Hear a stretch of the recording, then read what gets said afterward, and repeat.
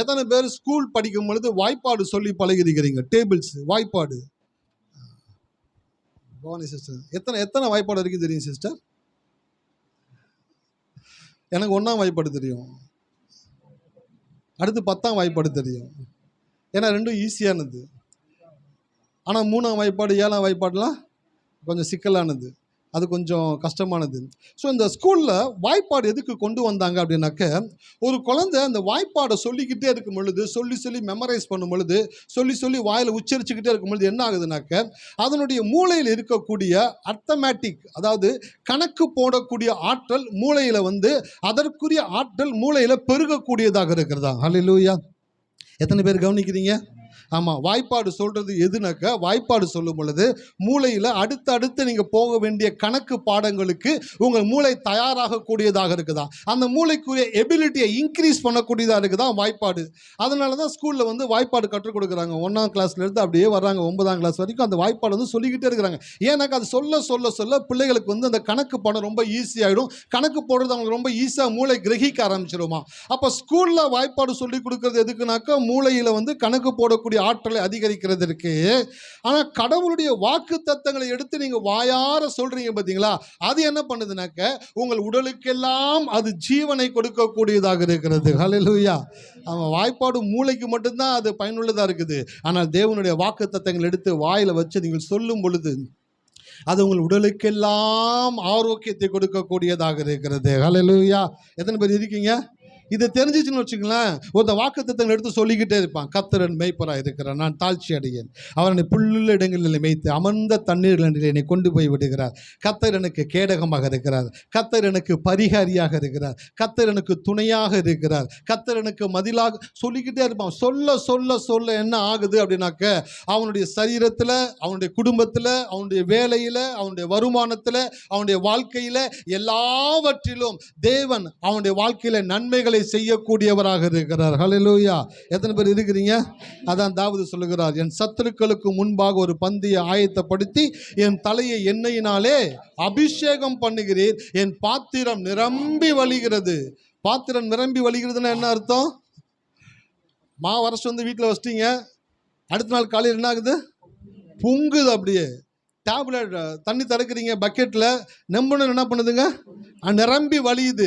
அப்போ என் சத்துருக்களுக்கு முன்பாக ஒரு பந்தியை ஆயத்தப்படுத்தி என் தலையை எண்ணெயினால் அபிஷேகம் பண்ணுகிறீர், என் பாத்திரம் நிரம்பி வழிகிறது. அப்படின்னாக்க இன்னும் அவன் தேவனுடைய வார்த்தையை ஓவர்ஃப்ளோ பண்றான், இன்னும் அதிகமாய் சொல்லுகிறான். சத்துருக்களை பார்த்த உடனே ஐயோ என்ன பண்ண போறோம்னு சொல்லல, என் சத்துருக்களுக்கு முன்பாக ஒரு பந்தியை ஆயத்தப்படுத்தி என் தலையை எண்ணெயினால் அபிஷேகம் பண்ணுகிறார். அப்படின்னு என்ன அர்த்தம் தெரியுங்களா? உங்களை அழிக்க வேண்டும் என்று கூடி வருகிற சத்துருக்கள் மத்தியில் உங்களை கொண்டு போய் நிறுத்தி உங்களை பலிகடா ஆக்குற தேவன் அல்ல, உங்கள் சத்துருக்களுக்கு முன்பாக உங்களை கொண்டு போய் உட்கார வைத்து உங்களுக்கு கனத்தை கொடுக்கிற தேவனாக இருக்கிறார். ஹல்லேலூயா! இந்த கடவுளை ரசிங்க சார், இந்த கடவுளை ரசிங்க. கடவுளை ரசிக்க அப்போதான் நீங்கள் கடவுளை ருசிக்க ஆரம்பிப்பீங்க. அடுத்தவன் வாழ்க்கையில் என்ன செஞ்சுருக்கிறாரு, தவறாக ஒருத்தன் வாழ்க்கையில் என்ன நடந்துச்சு, தவறானதை குறித்து சிந்திச்சுக்கிட்டு இருக்காதீங்க. வேதத்தில் பாருங்கள், யாருக்கு என்ன நல்லது நடந்திருக்குன்னு பாருங்கள், எவனுக்கு கர்த்தர் நன்மை செஞ்சுருக்காருன்னு பாருங்கள். அதை நம்பி அதை விசுவாசிக்கும் பொழுது, தாவீதுக்கு இதை கடவுள் செய்ய முடியும்னாக்க எனக்கு இன்னும் செய்ய முடியும். ஹல்லேலூயா! மாலை வேளையில் பைபிள் படிச்சுட்டே இருக்கும் பொழுது, காலை வேளையில் மாலை வேளையில் அந்த பைபிளை குறித்து அப்படியே தியானிச்சுட்டே இருக்கும் பொழுது, நாம் ஒளி பெறுகிறவர்கள் அல்ல, நாம் ஒளி தருகிறவர்கள். எல்லாரும் சொல்லுங்களேன், நாம் ஒளி பெறுகிறவர்கள் அல்ல, நாம் ஒளி தருகிறவர்கள். இயேசு இந்த பூமியில் வந்தார். யோவான் சுவிசேஷ புத்தகம் 1ஆம் அதிகாரத்தில் போட்டிருக்குது, உலகத்தில் எந்த மனுஷனையும் பிரகாசிக்கிற ஒளியே இந்த மெய்யான ஒளி, அவர் தான் ஜீவ ஒளியாக இருக்கிறான்னு சொல்லிட்டு யோவான் ஸ்தானகன் குறித்து அப்படியே சொல்லுது. இந்த யோவான் ஸ்தானகன் ஒளி அல்ல, அந்த ஒளியை குறித்து சாட்சி கொடுக்க வந்தவன். அல்லேலூயா! இன்னொரு வசனம் சொல்லுது, இந்த பூமியில் பிறந்தவர்களில் யோவான் ஸ்தானகனை பார்க்கிலும் பெரியவன் ஒருவனும் இல்லை, ஆனால் பரலோக ராஜ்யத்தில் சிறியவனாய் இருக்கிறவன் யோவான் ஸ்தானங்களிலும் பெரியவனாக இருக்கிறான். நான் யோசிச்சு பார்த்து என்ன ஆண்டவரை சொல்ல வரீங்க அப்படின்னாக்க, ஒருத்தன் இயேசு கிறிஸ்துவை விசுவாசித்து நம்பி சொந்த இரட்சகராய் ஏற்றுக்கொள்ளும் பொழுது அவன் ஒளியாய் மாறுகிறான். அவன் ஒளியாய் மாறும் பொழுது அவன் ஒளியை பெறுகிறவன் அல்ல, அவன் ஒளியை தருகிறவன். ஹல்லேலூயா! அப்போ இந்த காலை வேளை, இந்த இரவு வேளை நான் சொல்கிறேன், உங்களை எல்லாம் தேவன் ஒளியாய் வைத்திருக்கிறார். உங்களுக்குள்ள இருந்து வெளிச்சத்தை அநேகருக்கு கொடுக்க தேவன் சித்தமாக இருக்கிறார். உங்களை குறித்து ஒரு பெரிய தரிசனத்தை கடவுள் வைத்திருக்கிறார். இந்த இரவு வேளையில் யோசிச்சுட்டு வந்துருக்கிறீங்களா? என் வாழ்க்கை இருட்டாக இருக்குது, என் குடும்பம் இருட்டில் இருக்கிற மாதிரி தெரியுது, என் எதிர்காலம் இருட்டாக இருக்கிற போல தெரியுது, என்ன பண்ணுறதுனே தெரியல ஆண்டவர் யோசிச்சுட்டு வந்துருக்கீங்களா? என்னை கடவுள் சொல்லுகிறார், நீ இருட்டில் இருக்கிறவன் இல்லடா, நீ அநேகருக்கு வெளிச்சம் கொடுக்கிறவன். நீ அநேக ஜாதிகளுக்கு கடன் கொடுப்பாய், நீயோ அப்போனா என்னங்க அர்த்தம்? ஒளியில் இருக்கிறீங்க, நீங்கள் வெளிச்சத்தின் பிள்ளைகளாக இருக்கிறீங்க. இந்த இரவு வேளையில் கர்த்தர் உங்களோடு கூட பேசுகிறார். உங்களுக்குள்ளிருந்து வெளிச்சம் பிரகாசித்து அநேகருடைய இருளை நீக்கக்கூடியதாக இருக்கிறது. ஹல்லேலூயா! எத்தனை பேர் இருக்கீங்க? கர்த்தர் நல்லவர். இந்த வாக்குத்தத்தத்தின்படியே தேவன் உங்களை ஆசீர்வதிக்கக்கூடியவராக. ஆமாம், வாய்ப்பாடு சொன்னால் மூளையில் இருக்கக்கூடிய அர்த்தமேட்டிக்கல் பவர் என்னாகும்? இன்க்ரீஸ் ஆகும். வாக்கு தத்தங்களை சொன்னால் என்னாகும்? உங்களுடைய சரீரத்தில் ஆரோக்கியம் உண்டாகும், உங்களுடைய குடும்பத்தில் சமாதானம் உண்டாகும், உங்களுடைய வேலையில் வருமான உயர்வு உண்டாகும், உங்களுடைய வாழ்க்கையில் பெருக்கம் உண்டாகும். எல்லாவற்றையும் தேவன் தம்முடைய வாக்கு தத்தத்திற்குள்ளே வைத்திருக்கிறார். ஸோ அதனால தான் இந்த வாக்கு தத்தத்தை சொல்கிறோம். இந்த வாக்கு தத்தத்தின்படியே தேவன் உங்களை ஆசீர்வதிப்பாராக. போன வாரத்திலிருந்து ஒரு புதிய தலைப்பின் கீழே தேவனுடைய வார்த்தையை பார்த்துட்டு வருகிறோம். என்னன்னாக்கா, அந்த டிவைன் ஹெல்த் அந்த டிவைன் வெல்த், தெய்வீக ஆரோக்கியமும் தெய்வீக ஆசீர்வாதமும். இந்த ரெண்டுமே ரெண்டு கண்ணு போல பாருங்களேன். இதில் ஏதாச்சும் ஒன்று இல்லைனா கூட வாழ்க்கையில் ரொம்ப கஷ்டப்பட ஆரம்பிச்சிருவோம், சாட்சி இல்லாத ஒரு வாழ்க்கைகளை போக ஆரம்பிச்சிருவோம். ஸோ நம்மளை கடவுளுக்கு சாட்சியாய் நிறுத்துகிறது ரெண்டு, ஒன்று ஆரோக்கியம், இன்னொன்று ஆசீர்வாதம். Divine health and divine wealth, ஆசீர்வாதமும் ஆரோக்கியமும் இன்றியமையாதது. உங்களுக்கு அது ரெண்டையுமே தேவன் வாக்கு பண்ணி இருக்கிறார். ஹல்லேலூயா! அதை குறித்து தான் நம்ம செய்தி எடுத்துகிட்டு வருகிறோம். பல வாரங்களுக்கு நான் அதை பேச போகிறேன். இந்த செய்தி தொடர்ந்து நீங்கள் கேட்க கேட்க நான் சொல்கிறேன், உங்களுடைய உடலில் ஆரோக்கியம் உண்டாகும். ஹல்லேலூயா! ஆமாம், மனுஷன் எதை விதைக்கிறானோ அதையே அறுப்பான். நான் இங்கே இருந்து என்ன பண்ணிக்கிட்டு இருக்கேன்னு நினைக்கிறீங்க? நான் விதைச்சிக்கிட்டு இருக்கிறேன். என்ன விதைச்சிக்கிட்டு இருக்கிறேன்? உங்களுக்கு தெரியாமலேயே உங்களுடைய இருதயத்தில் கடவுளுடைய வார்த்தையை விதைத்து கொண்டு இருக்கிறேன். மனிதன் எதை விதைக்கிறானோ அதையே அறுப்பான். நான் விசுவாசிக்கிறேன், என் சபை மக்களுடைய இருதயங்களிலே நான் ஆரோக்கியத்தை விதைக்கிறேன், ஆசீர்வாதங்களை விதைக்கிறபடியினாலே அதை கட்டாயமாக தேவன் அறுக்கும்படி செய்வார். ஹல்லேலூயா! ஒரு வசனத்தை வாசிங்க, வேகமாக கடந்து போகலாம். நீதிமொழிகள் 3:16. அதன் வலது கையில் தீர்க்காயுசும் அதன் இடது கையில் செல்வமும் கனமும் இருக்கிறது.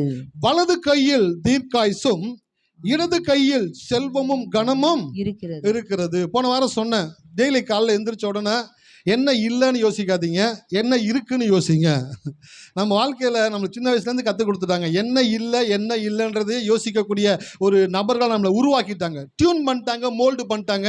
நைட்டு படுக்கும் பொழுது என்ன இல்லைன்னு யோசிச்சுக்கிட்டே படுப்போம், காலையில் எந்திரிக்கும் பொழுது என்ன இல்லைன்றதை யோசிச்சுக்கிட்டே எந்திரிப்போம்.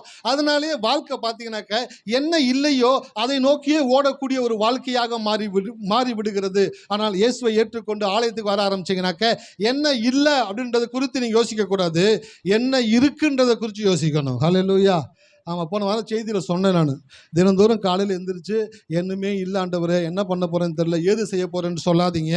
காலையில் எழுந்த உடனே வலது கையை உயர்த்தி, என் வலது கையில் தீர்க்காயுசும் என் இடது கையில் செல்வமும் கனமும் என் தேவன் எனக்கு கொடுத்திருக்கிறார் என்று சொல்லும்படி நான் சொன்னேன். எத்தனை பேர் சொன்னீங்க? நான் கேட்க மாட்டேன். நான் சொன்னேன் படிக்கலேருந்து எந்திரிச்சோன்னே சொன்னேன், என் வலது கையில் தீர்க்காயுசு, என் இடது கையில் செல்வமும் கனத்தையும் நீங்கள் கொடுத்துருக்கிறீங்க ஆண்டவரே அப்படின்னு சொல்லும் பொழுது என்னெல்லாம் என் வாழ்க்கையில் இல்லைன்றது குறித்து மைண்ட் யோசிக்கல. தீர்க்காயுசை கடவுள் கொடுத்துருக்கிறாரு, செல்வத்தையும் கனத்தையும் கொடுத்துருக்கிறாரு. அப்போ தீர்க்காயுசும் செல்வமும் கனமும் என் வாழ்க்கையில் என் தேவன் கொடுத்துருக்கிறபடினாலே அதுதான் என் வாழ்க்கையில் நடக்க போகிறது என்ற நம்பிக்கையோடு கூட அந்த நாளை துவங்கும் பொழுது அந்த நாள் முழுவதும் ஒரு ஆசீர்வாதத்தின் நாளாக இருக்கிறது. ஹல்லேலூயா! எத்தனை பேர் இருக்கீங்க? ஆமாம். அரசியல் மாற்றத்திற்கு தேவை ஆட்சி மாற்றம், ஆன்மீக முன்னேற்றத்திற்கு தேவை மனமாற்றம். அரசியல் மாற்றத்திற்கு தேவை அப்பதான் சொன்னேன் ஆட்சி மாற்றம். நாளைக்கு என்ன இருக்குதுங்க? ரிசல்ட் இருக்குது. ரிசல்ட்டில் யார் ஆட்சியை பிடிக்க போகிறாங்க? நீயா நானா? 4 பேர் ஓடினாங்க முந்தா நேற்று வரைக்கும். நேற்று பார்த்தா ஒரு விக்கெட்டு போயிடுச்சு. சீமான் என்ன பண்ணுறான்னாக்கா 0ன்னு காமிச்சிருக்கானுங்க. அவர் சொல்கிறா, டே நான் உங்களை காட்டுன்னு சொன்னேன்னா நீங்களாம் என்னை 4வது பிளேஸில் போட்டு அதில் முட்டைன்னு காட்டுறதுக்கு காட்டாமல் இருக்கலாமடா. 4 நாள் காமிச்சிட்டே இருந்தானுங்க.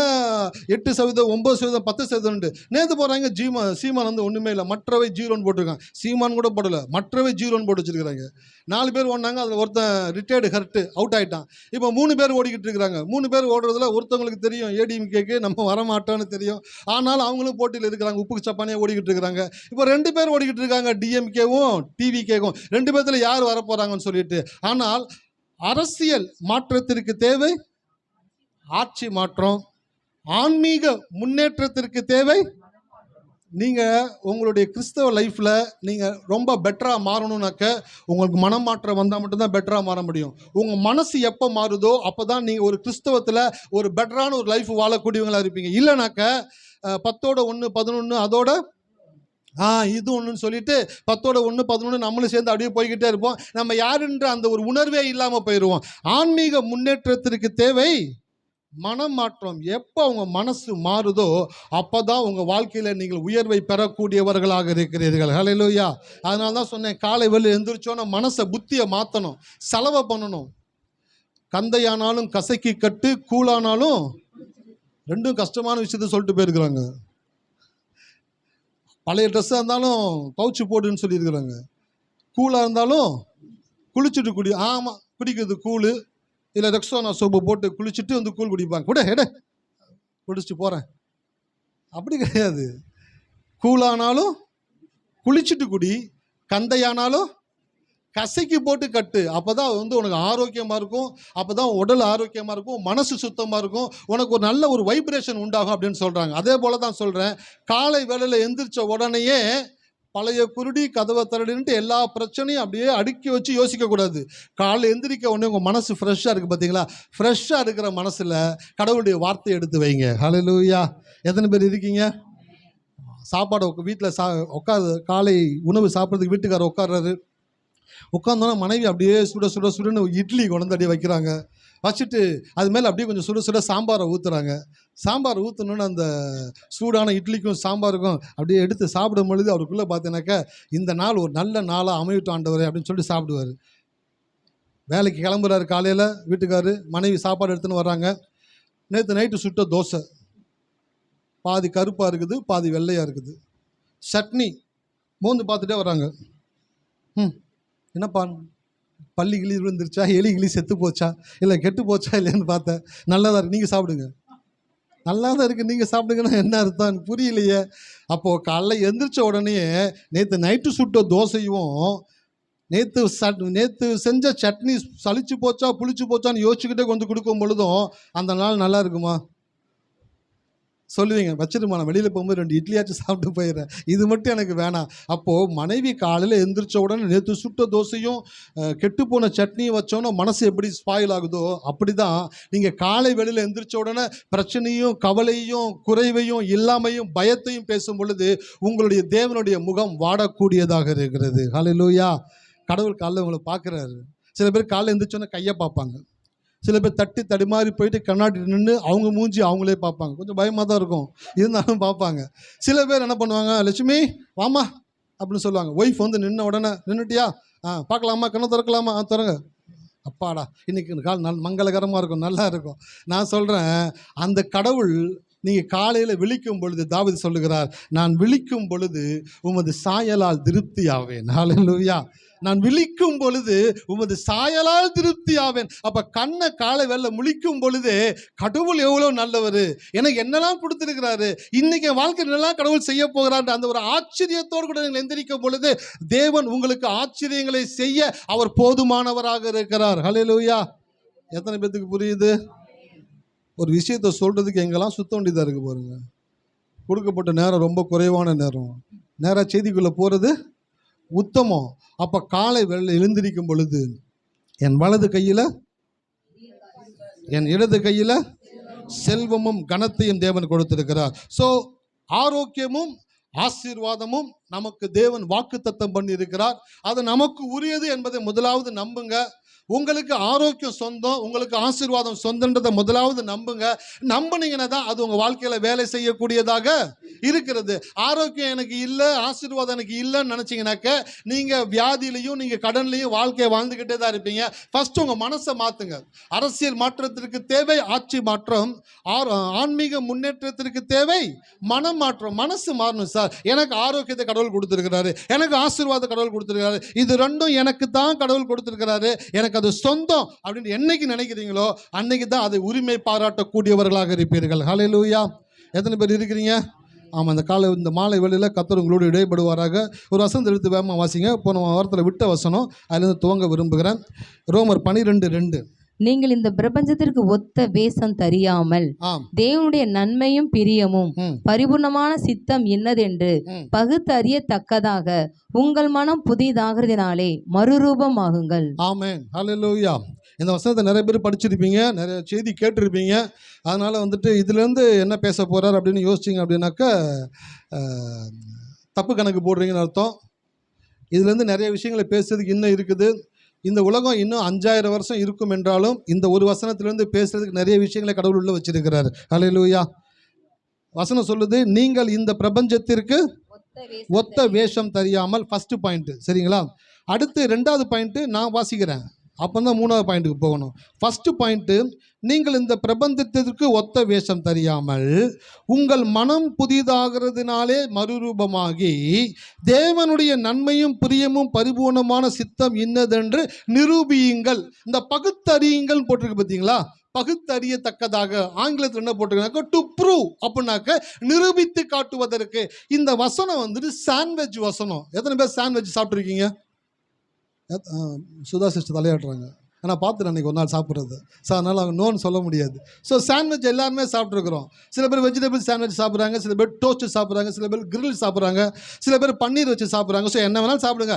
மேலே 2 ப்ரெட்டு, நடுவில் எது வச்சாலும் அதுக்கு பேர் சாண்ட்விச். அப்போ சாண்ட்விச்சில் மேலே ஒரு ப்ரெட் பீஸு, கீழே ஒரு பிரெட் பீஸு, நடுவில் கொஞ்சம் கிரில்லு. அது வெஜிடபிளாக இருக்கலாம், சிக்கனாக இருக்கலாம், பன்னீராக இருக்கலாம், எதுவானா இருக்கலாம். நடுவில் உள்ளே வச்சு கொடுக்குறாங்க. அதை வாங்கி அது மேலே கொஞ்சம் மைனஸ் விட்டு கொஞ்சம் சாஸ் போட்டு அதை எடுத்து அப்படி கடிக்கும் பொழுது அந்த ப்ரெட்டு, அந்த சாஸு, அந்த மைனஸு, அந்த சட்னி, அதில் இருக்கிற வெஜிடபிள்ஸு, அந்த காரம், அந்த புளிப்பு, அதெல்லாம் சேர்ந்து ஒரு கடிக்கும் பொழுதே சொல்கிறாங்க, சாயந்தரம் சச்சு முடிச்சு வீட்டுக்கு போகும்போது சாண்ட்விச் வாங்கி தர்றீங்க, இல்லை நான் வீட்டுக்கு வரமாட்டேன்னு சில பேர் சொல்கிறது என் காதில் கேட்குது.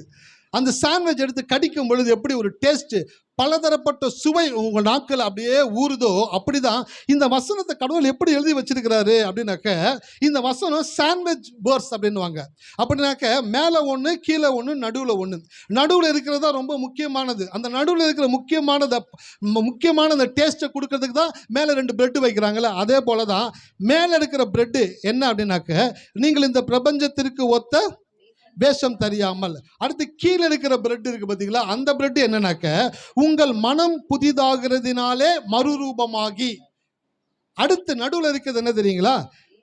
தேவனுடைய நன்மையும் பிரியமும் பரிபூர்ணமான சித்தம் என்னதென்று பகுத்தறியத்தக்கதான் இருக்குதுன்னு நான் என்ன சொன்னேன்? நிரூபிப்பதற்கு. அப்போ இந்த வசனத்தை புரிஞ்சுக்கிறதுக்கு கொஞ்சம் டைம் நீங்கள் ஸ்பெண்ட் பண்ணால் மட்டும்தான் புரிஞ்சுக்கிற முடியும். இந்த வசனம் தமிழில் வார்த்தைகள் முன்னும் பின்னும் எழுதப்பட்டிருக்கிறது. ஆங்கில வேதாகமத்தில் எடுத்து படிச்சிங்கனாக்க நான் சொன்ன மாதிரி தான் எழுதப்பட்டிருக்குது. நீங்கள் இந்த பிரபஞ்சத்திற்கு ஒத்த வேஷம் தெரியாமல் உங்கள் மனம் புதிதாகிறதுனாலே மறுரூபமாகி தேவனுடைய நன்மையும் பிரியமும் பரிபூர்ணமான சித்தம் இன்னதென்று நிரூபியுங்கள். அப்படின்னாக்கா ப்ரூவ் பண்ணி காட்டுங்க. எல்லாரும் நினைப்பாருங்களேன், நம்மளை கடவுள் எதுக்கு தெரிந்து கொண்டார் அப்படி என்றால், ஒன்றை நிரூபிப்பதற்காய் தேவன் நம்மளை தெரிந்து கொண்டிருக்கிறார். ஹல்லேலூயா. எதை நிரூபிக்கிறதுக்காக கடவுள் நம்மளை தெரிந்து கொண்டிருக்கிறார்? தேவனுடைய நன்மையும் பிரியமும் பரிபூர்ணமான சித்தம் இன்னதென்று நிரூபிப்பதற்காக. இந்த உலகத்திலே நாம் கடவுளுக்கு சாட்சிகளாக தேவன் நம்மளை தெரிந்து கொண்டிருக்கிறார். நாம் கடவுளுக்கு சாட்சிகள் என்றால் கடவுள் எப்படிப்பட்டவர் என்பதை வெளிப்படுத்தக்கூடிய பாத்திரமாய் தேவன் நம்மளை வைத்திருக்கிறார். நாம் பரிதாபமான பாத்திரமாய் தேவனுக்கு சாட்சிகளாய் இருப்பது இயலாத காரியம். எத்தனை பேருக்கு புரியுது? நான் ஒரு பரிதாபமான ஒரு வாழ்க்கை வாழ்ந்து கொண்டு என்னால் தேவனுக்கு சாட்சியாக இருக்க முடியாது. பல நூறு வருஷங்களுக்கு முன்பாக கிறிஸ்தவத்தை போதித்த கிறிஸ்தவர்கள், போதகர்கள், வேதத்தை அறிந்த தேவதாசர்கள், அவர்கள் ஒரு விஷயத்தை ஜஸ்ட் ஒரு சின்ன ஒரு பாயிண்ட்ல மிஸ் பண்ணிட்டாங்க. என்ன மிஸ் பண்ணிட்டாங்கனாக்க, நீ எல்லாவற்றையும் கடவுளுக்காக சகிக்கும் பொழுதுதான் நீ கடவுளுடைய ஒரு பிள்ளையாய் விளங்குகிறாய் என்பதை அவர்கள் போதித்தபடினால இன்னைக்கு எல்லாருமே என்ன பண்றாங்கனாக்க, நான் கடவுளுக்காக இதை சகிக்கிறேன், கடவுளுக்காக நோயை சகிக்கிறேன், கடவுளுக்காக நான் பிரச்சனையை சகிக்கிறேன், கடவுளுக்காக அவமானத்தை சகிக்கிறேன், நான் இதை சகிக்கிறேன், அதை சகிக்கிறேன்ட்டு கடவுளுக்காக இதை சகிக்கும் பொழுது அவங்க என்ன சொல்றாங்கனாக்க, கடவுள் கொஞ்சம் கராரான ஆளு, மோசமான ஆள் அவரு, ஆனா நான் பார்த்தீங்கன்னாக்க அவர் எனக்கு எதுவுமே செய்யலனா கூட நான் அவரை பிடிச்சிக்கிட்டே இருக்கிறேன் பாருங்களேன் அப்படின்ட்டு அவங்க இன்டைரக்டா ஒரு விஷயத்தை காட்டுறாங்க. நான் சொல்றேன், பக்தியிலேயே ரொம்ப மோசமான ஒரு பக்தி எதுனாக்க, கடவுள் மோசமானவர், நான் அவரை விட நல்லவன் காட்டுறது ரொம்ப மோசமானது. ஹல்லேலூயா. எத்தனை பேர் இருக்கீங்க? ஆமாம், இது கொஞ்சம் கஷ்டமாக தான் இருக்கும் கேட்குறதுக்கு, ஆனால் கேட்க கேட்க உங்களுக்கு கரெக்டாகிடும் மைண்டு. எப்படின்னு சொல்கிறேன் பாருங்க, கடவுள் நம்ம வாழ்க்கையில் எப்பயுமே நல்ல காரியங்களை செய்யக்கூடியவராக இருக்கிறார். நம்மை சாட்சிகளாக, இயேசு சொன்னார் இந்த பூமியில் வாழ்ந்தபொழுது சீசர்களை பார்த்து, நீங்களே எனக்கு சாட்சிகளாக இருப்பீர்கள். அப்படின்னாக்க நான் யாருன்றதை நிரூபிக்கக்கூடிய பாத்திரமாய் தேவன் உங்களை வைத்திருக்கிறார். இந்த இரவு வேளையில் நான் இங்கே உட்கார்ந்திருக்கிற ஒவ்வொருத்தரை பார்த்து சொல்கிறேன், உங்கள் மூலமாய் கடவுள் யார் என்று வெளிப்படுத்த அவர் ஆர்வம் உள்ளவராக இருக்கிறார் என்பதை முதலாவது அங்கீகரித்து கொள்ளுங்கள். நான் கஷ்டத்தில் இருக்கிறேன், நஷ்டத்தில் இருக்கிறேன், சாபத்தில் இருக்கிறேன், வியாதியில் இருக்கிறேன், பலவீனத்தில் இருக்கிறேன், இதெல்லாம் இருந்தால் கூட நான் கடவுளை பிடிச்சிக்கிட்டு இருக்கிறேன் அப்படின்னாக்கா அந்த மைண்டை முதல்ல அவங்களுக்கு எரேஸ் பண்ணுங்க. நீங்கள் அப்படி இருக்கணும்னு தேவன் விரும்பலை, அதை முதல்ல புரிஞ்சுக்கோங்க. நான் ஆரோக்கியமாக, சுகமாக, ஆசீர்வாதமாக இருக்க வேண்டும் என்று தான் தேவன் விரும்புகிறார். ஹல்லேலூயா. எத்தனை பேர் இருக்கிறீங்க? ஆமாம், நீங்கள் அப்படி இருக்குன்றது கடவுள் விரும்புகிறார். அதனால தான் அவங்களை தேவன் சாட்சியாக வைத்திருக்கிறார். அப்போ சாட்சியாக இருக்கிறது என்றால் ஒன்றை நிரூபிப்பதற்கு தான் சாட்சி தேவை. ஆமாவா இல்லைங்களா? ரோட்டில் ஒரு ஆக்சிடென்ட் நடந்துருச்சு சார். இடித்தவன் யாருன்னே தெரியல, இடிச்சுட்டு போயிட்டான். அந்த ஆளை கொண்டு போய் ஆஸ்பத்திரியில் சேர்த்துட்டாங்க. சேர்த்துட்டு கேஸ் நடக்குது, யார் இடிச்சான்னு தெரியல, கேமராலாம் செக் பண்ணாங்க, ஒன்றும் தெரிய மாட்டேங்குது. ஆனால் அந்த ஒரு வண்டிக்காரன் ஒரு நபரை இடிக்கும் பொழுது அந்த ரோட்டு ஓரமாக இருந்த ஒரு ஆள் அவர் எதிர்பார்த்த விதமாக அந்த விஷயத்தை பார்த்துட்டார். பார்த்த உடனே அந்த வண்டி நம்பரை நோட் பண்ணிட்டார். நோட் பண்ண உடனே பேப்பரில் பார்க்குறாரு, இது மாதிரி ஆக்சிடென்ட் ஆயிடுச்சு, யார் இடிச்சதுன்னு தெரியல, ஆள் மோசமான நிலையில் மருத்துவமனையில் அனுமதிக்கப்பட்டிருக்கிறாரு அப்படின்ட்டு சொல்லப்படுது. உடனே இவர் அந்த தேடி போய் சொல்கிறாரு, சார் எனக்கு தெரியும் சார். என்ன தெரியும் உங்களுக்கு? சார், அன்னைக்கு அந்த நேரத்தில் அந்த விஷயம் நடக்கும் பொழுது நான் என் வீட்டு வாசலில் நின்றுக்கிட்டு இருந்தேன், எனக்கு அந்த வண்டி நம்பர், அந்த கலர் நல்லா ஞாபகம் இருக்குது சொல்கிறாங்க. சொல்லி நோட் பண்ணி எல்லாம் முடிச்சோன்னா அந்த வண்டிக்காரை கூப்பிட்றாங்க, பிடிக்கிறாங்க. இப்போ அந்த கேஸுக்கு என்னாச்சுனாக்கா, யார் ஆக்சிடென்ட் பண்ணானோ அவன் மேலே ஃபைல் ஆகுது, ஆக்சிடென்ட் பண்ணப்பட்டவனுக்கு நஷ்ட ஈடு கிடைக்குது. இப்போ இந்த கேஸை சால்வ் பண்ணது யாருங்க? சாட்சி. என்னதுங்க? சாட்சி. அப்ப சாட்சி என்னன்னாக்க, ஒரு விஷயத்தினுடைய முடிவுக்கு தான் சாட்சியை அழைக்கிறார்கள். அப்ப இயேசு சொன்னாரு, நீங்களே எனக்கு நீங்க பிரச்சனை ஏறக்கூடாது. என்ன ஏறக்கூடாது? பிரச்சனை ஆயிடக்கூடாது. சில பேர் கிறிஸ்துவுக்குள்ள வர்றதுக்கு நம்ம பிரச்சனையா இருக்கிறோம், தடையா இருக்கிறோம், நம்மளே மூல காரணமா இருக்கிறோம். ஏன் அப்படின்னாக்க, நம்மளை பார்க்கறதுனால சில பேர் கிறிஸ்துவுக்குள்ள வர மாட்டேறாங்க. ஐயோ சரிங்க ஐயா, சோத்திரம் ஐயா, பரையா, பார்த்துக்கலையா. ஏன்? நம்மளை பார்க்கும் பொழுது அவனுக்கு பயமாக இருக்குது. ஐயோ இவங்களே இப்படி இருக்கிறாங்க, நம்ம வாழ்க்கை எப்படி இருக்கிற போதோண்டு. ஆனால் இன்றைக்கு கர்த்தர் உங்களோட பேசுகிறார், நீங்கள் எனக்கு சாட்சிகளாக இருப்பீர்கள் என்றால் நீங்கள் தீர்வை உண்டு பண்ணக்கூடியவர்கள். ஹல்லேலூயா. நீங்கள் ப்ரூவ் பண்ணும்படியா, நீங்கள் நிரூபிக்கும்படியா உங்களை தேவன் தெரிந்து கொண்டிருக்கிறார். எதில்? ஆரோக்கியத்தில் நிரூபிக்கணும், ஆசீர்வாதத்தில் நிரூபிக்கணும், வல்லமையில் நிரூபிக்கணும், வரத்தில் நிரூபிக்கணும், இயேசு உயிரோடு கூட இருக்கிறார் என்பதை நிரூபிக்கிறதற்கு உங்களுக்கு தேவன் சாட்சியாக தெரிந்து கொண்டிருக்கிறார். ஹல்லேலூயா. அதான் செய்தி ஸ்டார்ட் பண்ணும்போதே சொன்னேன், ஒரு கிறிஸ்தவனாய் வாழ்வதற்கு ஆவியின் கனிகள் தேவை, ஆனால் கிறிஸ்துவுக்காய் வாழ்வதற்கு ஆவியின் வரங்கள் தேவை. உங்களுக்குள்ள இருந்து நீங்க யாருன்றதை காட்டணும் அப்படின்னாக்க உங்களை தேவன் சாட்சியாக நிறுத்தியிருக்கிறார். அப்ப எல்லாரும் சொல்லுங்களேன், என்னை தேவன் அவருக்கு சாட்சியாக ஏற்படுத்தி இருக்கிறார், ஆகையால் நான் ஆரோக்கியமாக ஆசீர்வாதமாக தான் இருப்பேன். ஆமென். ஹல்லேலூயா. நீங்கள் ஆரோக்கியமாகவும் ஆசீர்வாதமாக இருந்தாலே அது பெரிய சாட்சி. யாருக்கு சாட்சினாக்க, நீங்கள் நம்புகிற தேவன் உயிரோடு கூட இருக்கிறார் என்பதற்கு அதுவே சாட்சியாக இருக்கிறது. நீங்கள் போய் சாட்சி சொல்ல வேண்டிய அவசியம் கிடையாது. நீங்கள் சாட்சியாய் வாழ்ந்தாலே அநேகரை கிறிஸ்துவுக்குள்ள உங்களால் கொண்டு வர முடியும். ஹல்லேலூயா. எத்தனை பேர் இருக்கிறீங்க? அப்போ இந்த வசனத்தை புரிஞ்சுக்கிறதுக்கு 3 காரியங்கள் சொன்னேன். ஃபர்ஸ்ட் என்ன சொன்னேன்? நீங்கள் இந்த உலகத்திற்கு ஒத்த வேஷம் தெரியாமல் அடுத்து கீழே இருக்கிற பிரெட் என்ன சொன்னேன்? உங்கள் மனம் புதிதாகிறதுனாலே மறுரூபமாகி. நடுவில் இருக்கிற டோஸ்ட்டுக்கு என்ன சொன்னேன்?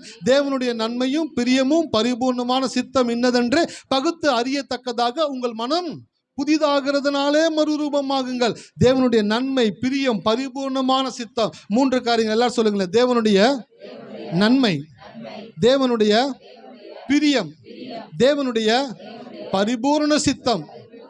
இந்த 3 காரியங்கள் இந்த உலகத்தில் நிரூபிப்பதற்காகத்தான் உங்களையும் என்னையும் தேவன் தெரிந்து கொண்டிருக்கிறார். ஹல்லேலூயா. உங்களை கடவுள் தெரிஞ்சு கொண்டிருக்கிற பெரிய நோக்கம் இருக்குது. நீங்க சாதாரண ஆள் கிடையாது. உங்களை யார் தெரிந்து கொண்டிருக்கிறா? பாருங்க, வசனத்தை கொஞ்சம் கொஞ்சமா திருப்ப உங்க லைஃப்ல ஒரு பெரிய வெளிச்சம் உண்டாகிட்டே இருக்கும். நீங்களே எனக்கு சாட்சிகளாக இருப்பீர்கள்னு சொன்னார் சீசர்களை பார்த்து. நம்மளை பார்த்து சொன்னாரு, எவர்கள் தேவனுடைய வார்த்தையை ஏற்றுக்கொள்ளுகிறார்களோ அவர்கள் தேவனுடைய பிள்ளைகளாய் மாறுகிறாங்க. எவர்களுக்கு தேவனுடைய வார்த்தை இருக்குதோ அவர்கள் தேவர்கள் என்று வேதம் சொல்லுகிறது. அப்போ வசனத்தை படிக்க படிக்க ஒரு மனிதனுடைய மனதில் பெரிய மாற்றங்களை உண்டாக்கக்கூடியது தேவனுடைய வார்த்தை. அப்போ நீங்கள் யாருக்கு சாட்சிகளாக உங்களை கடவுள் தெரிஞ்சிருக்கிறாருனாக்கா அவருக்கு சாட்சியாக உங்களை அவர் தெரிந்து கொண்டிருக்கிறபடினாலே உங்கள் வாழ்க்கை ஒரு நாளும் கீழே போகிறதுக்கு அவர் அனுமதிக்க மாட்டாரு. ஹல்லேலூயா. நீங்கள் கீழே இருக்கிறீங்க அப்படின்னாக்கா உங்கள் பிடிவாதத்தினால் இருக்கிறீங்க, உங்களுடைய புரிந்து கொள்ளாததுனால் இருக்கிறீங்க. நீங்கள் கடவுளை புரிந்து கொள்ளும் பொழுது உங்களை கடவுள் உயர்த்தக்கூடியவராக இருக்கிறார். ஸோ இந்த வசனத்துக்குள்ளே போகிறதுக்கு முன்பாக சில காரியங்கள் அப்படி நான் சொல்லிட்டு கடந்து போக போகிறேன். என்னன்னாக்க, திருவள்ளுவர் ஒரு விஷயத்தை சொல்லியிருக்கிறாரு, ஔவையார் ஒரு விஷயத்தை சொல்லியிருக்கிறாங்க. 2 பேருமே வயசான ஆளுங்க தான். அந்த 2 பேரும் என்ன சொல்லியிருக்கிறாங்கன்றதை காமிச்சிட்டு போக போகிறேன். அப்படியே திருவள்ளுவர் என்ன சொல்லியிருக்கிறாருனாக்க, நீரின்று அமையாது உலகினின் யார் யாருக்கும் வானின்று அமையாது ஒழுக்கு. திருக்குறள் இந்த திருவள்ளுவர் எழுதியிருக்கிறார். இதுக்கு என்ன அர்த்தம் சொல்கிறாங்கனாக்க, தண்ணீர் இல்லாமல் மனிதன் வாழ முடியாது, மழை இல்லாமல் தண்ணீர் கிடைக்காது. அப்போ மழை ரொம்ப முக்கியமானது, அந்த மழை கொடுக்கக்கூடிய தண்ணீர் மிக முக்கியமானது. அப்போ நீர் இல்லாமல் இந்த உலகம் இயங்காது அப்படின்றத வள்ளுவர் சொல்லிட்டாரு. ஔவையார் என்ன சொல்லியிருக்காங்கனாக்க, நீரின்றி அமையாது யாக்கை அப்படின்னாக்க உடல் ஆரோக்கியத்திற்கு தண்ணீர் மிக முக்கியமான ஒன்று. ஹல்லேலூயா. எத்தனை பேர் இருக்கிறீங்க? உங்கள் உடல் ஆரோக்கியமாக இருக்கிறதுக்கு என்ன முக்கியம்? ஆமாம், தண்ணி நிறையா குடிக்கணும். இந்த டைமில் டக்குன்னு யாராச்சும் ஒருத்தர் வாட்டர் கேன் கொண்டு வந்து என்கிட்ட கொடுத்துருக்கணும். ஏன் அப்படின்னாக்கா எனக்கு நிறைய ஸ்வெட்டிங் ஆகிக்கிட்டே இருக்குது. நிறைய ஸ்வெட்டிங் ஆனால் என்ன ஆகும்? எனர்ஜி பேர்ன் ஆகிக்கிட்டு இருக்குன்னு அர்த்தம். அப்போ பேர்ன் ஆகும்போது என்ன பண்ணணும்? டக்குன்னு வாட்டர் கேன் கொண்டு கொடுக்கணும். ஆனால் இன்னும் வரல வாட்டர் கேன். தம்பி தண்ணி கொடுப்பா. உடல் ஆரோக்கியம் இருக்கிறதுக்கு என்ன தேவை? தண்ணி தேவை. திருவள்ளுவர் என்ன சொன்னார்னாக்க, தண்ணி இருந்தால் தான் மனுஷன் உயிர் வாழ முடியும்.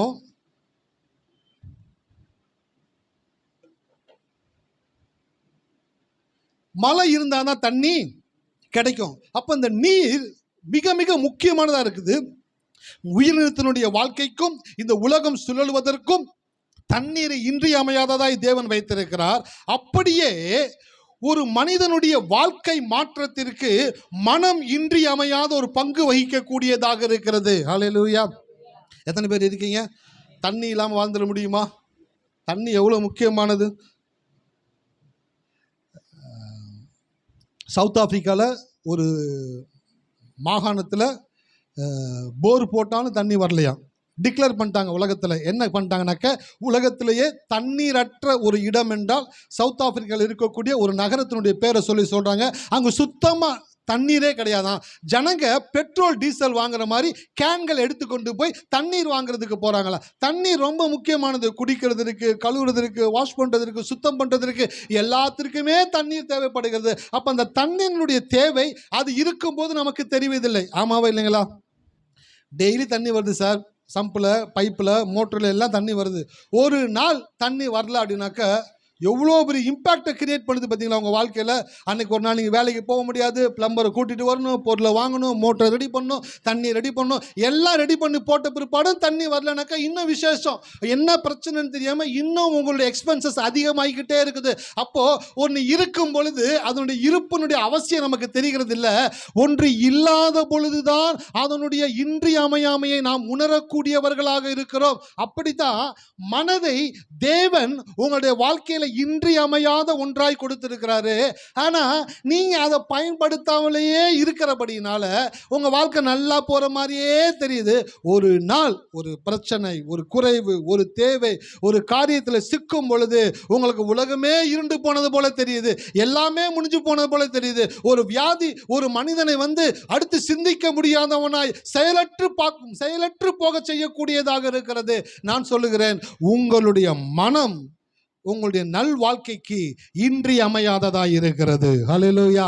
தண்ணி இல்லாம ஒரு மனுஷன் ஆரோக்கியமா வாழ முடியாது. தண்ணி இல்லாம இந்த உலகம் இயங்காதது எவ்வளவு உண்மையோ அப்படியே உங்களுடைய மனம் என்றைக்கு புதிதாகிறதோ அன்றைக்குத்தான் உங்களால் ஒரு விரும்பக்கூடிய வாழ்க்கையை இந்த உலகத்தில் உங்களால வாழ. நீச்சல் தெரிந்தவர்கள் நீந்த இஷ்டப்படுகிறார்கள், நீச்சல் தெரியாதவர்களே நீந்த கஷ்டப்படுகிறார்கள். அல்லேலூயா. எத்தனை பேர் கவனிக்கிறீங்க? நீச்சல் தெரிந்தவர்கள் நீந்த இஷ்டப்படுகிறார்கள். பீச்சுக்கு போனோன்னே கட்ட கட்ட கடன்னு ஓடுறான் ஒருத்தன். அவனுக்கு தண்ணியை பார்த்தோன்னு சந்தோஷம், ஏன்னா அவனுக்கு நீச்சல் தெரியும். ஓடுறான், வேகமா ஓடி போன டபான்னு குதிக்கிறான், அலை வருது. அவனுக்கு தெரியும் எப்படி தண்ணியை ஹேண்டில் பண்ணணும், அலையை ஹேண்டில் பண்ணணும், ஏன்னா நீச்சல் தெரிந்தவன் நீந்துவதற்கு இஷ்டப்படுகிறான். நீச்சல் தெரியாதவர்களே நீந்துவதற்கு கஷ்டப்படுகிறார்கள், இஷ்டப்படுகிறார்கள், கஷ்டப்படுகிறார்கள். அப்ப நீச்சல் தெரிஞ்சவன் அழகா போய் தண்ணியில் இறங்குறான், தண்ணியை விரும்புறான், அலைகளை விரும்புறான், அந்த எதிர்காற்றை விரும்புறான், ரொம்ப என்ஜாய் பண்றான். ஆனா நீச்சல் தெரியாதவன் என்ன பண்றான்? கஷ்டப்படுறான், பயப்படுறான். ஒரு முறை எனக்கு ஒரு 17-18 வயசு இருக்கும். நானும் என்னுடைய நண்பனும் சேர்ந்து மெரினா பீச்சுக்கு போனோம். மெரினா பீச்சுக்கு போகும்பொழுது அவனுக்கு நீச்சல் தெரியும், எனக்கு நீச்சல் தெரியாது. ஸோ நான் கரையில் உட்காந்துக்கிறேன்டா, நீ போய் நீந்திட்டு வாடா அப்படின்னேன். அவன் நேராக போனான், நீந்தினான். அலை வருது, அப்படியே அலை வேகமாக வருது, அது மேலே அப்படியே சாயிறான், அப்படியே போகிறான். எனக்கு பார்க்கும்போது மகிழ்ச்சியாக இருக்குது. ஆனால் உள்ளுக்குள்ளே அல்லு இல்லை, என்னடா அப்படி போய்கிட்டு இருக்கிறானேன்னு சொல்லிட்டு நான் கரையில் உட்காந்துக்கிட்டு இருக்கிறேன். இப்படி வேடிக்கை பார்த்துக்கிட்டே இருந்தேன். பார்த்தீங்கன்னாக்கா ஒரு பெரிய அலை வந்திருக்கு, நான் கவனிக்கல. ஒரே ஒரு அமுக்குச்சு பார்த்துக்குங்க.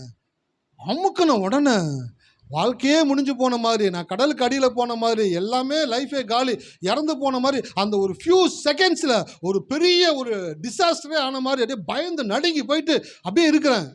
அந்த தண்ணி அப்படியே கரையிலேருந்து போயிடுச்சு. நான் கரையில் தான் உட்காந்துருக்கிறேன். அல்லேலூயா. எங்கே இருக்கிறேன்? கரையிலே தான் உட்காந்துருக்கிறேன். ஆனால் அந்த அடித்த அலை என்னை உள்ளே கொண்டு போன மாதிரி ஆயிடுச்சு. முடியெல்லாம் பார்த்துருக்கேன், அப்படி நிற்குது, ஸ்பைக் பண்ண மாதிரி முடி நிற்குது, கண்ணுலாம் அப்படியே சகப்பாக இருக்குது. தண்ணி வாய்க்குள்ளே போய் துப்பிக்கிட்டு இருக்கிறேன். என் ஃப்ரெண்டு சிரிச்சுனே வர்றான், டேய் நான் கடலுக்குள்ளே போய் நீந்திக்கிட்டு இருக்கிறேன், நானே ஜாலியாக இருக்கிறேன், கரையில் உட்காந்துருக்கிறேன், உனக்கு என்னன்னு? இதுக்கப்புறம் நான் இனிமேல் பீச்சுக்கு வர மாட்டேன்டா, வந்தால் கூட தண்ணியோட கொஞ்சம் தூரமாக தான் நிற்பேன்டா, எனக்கு மரண பயத்தை காமிச்சிருச்சுடா. ஹல்லேலூயா. அப்போது தண்ணீரில் நீச்சல் தெரிஞ்சவன் என்ன பண்ணுறான்? நீந்துறதுக்கு இஷ்டப்படுறான். நீச்சல் தெரியாதவன் நீந்துறதுக்கு கஷ்டப்படுறான். அப்போ இப்போ இஷ்டப்படுறவனுக்கும் கஷ்டப்பட்டவனுக்கும் நடுவில் இருக்கிறது ஒன்னே ஒண்ணுதான். என்ன தெரியுங்களா? நீச்சல் கத்துக்கிட்டானா, நீச்சல் கத்துக்கலையா? ஹல்லேலூயா. எத்தனை பேர் இருக்கிறீங்க? அப்ப 2 பேருமே நீந்த முடியும். ஆனா ஒருத்தனுக்கு நீச்சல் தெரியுது, ஒருத்தனுக்கு நீச்சல் தெரியல. இன்னைக்கு நான் சொல்றேன், ஒரு கிறிஸ்தவ வாழ்க்கையை சிறப்பாய் வெற்றிகரமாய் வாழ ஒவ்வொருத்தரையும் கடவுள் அழைத்திருக்கிறாரு. ஆனா மனதை கையாள தெரிந்தவர்கள் விருப்பப்பட்ட வாழ்க்கையை வாழ்கிறார்கள், மனதை கையாள தெரியாதவர்களே கஷ்டப்பட்டு வாழ்கிறார்கள். ஹல்லேலூயா. எழுதிட்டு வந்திருக்கிற, அப்படியே வாசிக்கிறேன்.